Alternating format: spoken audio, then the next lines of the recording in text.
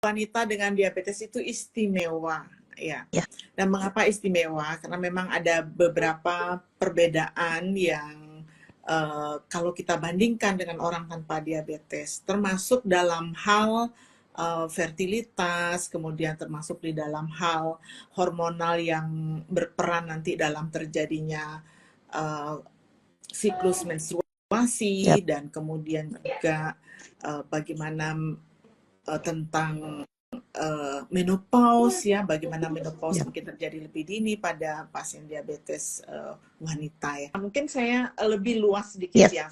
Teman-teman mungkin agak bingung nih apa bedanya yang banyak di kita tuh diabetes tipe 2, ya. Tipe 2 yang dasarnya adalah resistensi insulin. Tapi Bu Anita dan Don ini adalah diabetes tipe 1 yang dasarnya adalah defisiensi insulin. Ini mungkin yang harus diketahui dulu oleh teman-teman. Jadi pada pasien-pasien dengan defisiensi insulin atau diabetes tipe 1 ini tantangannya lebih luas, lebih besar, ya.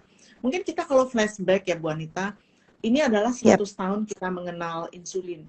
Ceritanya 100 tahun yang lalu ketika insulin itu belum luas dipergunakan, sebelum tahun 1922, di informasi yang kita dapatkan itu sekitar fertilitas pada pasien diabetes itu hanya 2%. Dan anak-anak yang dengan diabetes tipe 1 yang tidak mendapatkan insulin itu, kalau dia terjadi sebelum fase menarche atau sebelum menstruasi pertama, itu menarche-nya delayed atau terlambat. Nah, ini tantangan yang terjadi.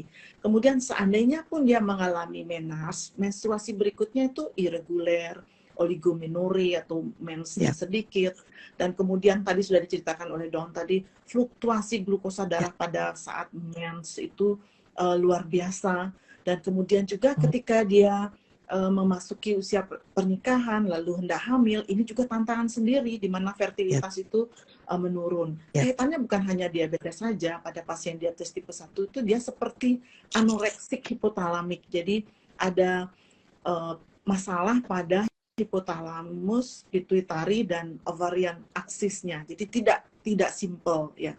Dan kemudian juga ketika nanti dia memasuki fase menopause, ini menjadi tantangan tersendiri, di mana menopause-nya bisa terjadi lebih awal dibanding yang lain. Jadi seperti itu. Tapi sekarang kita sudah jauh lebih beruntung sejak tahun 1922, ini sudah 100 tahun nih kita mengenal insulin, dan insulin sekarang sudah luas, ya.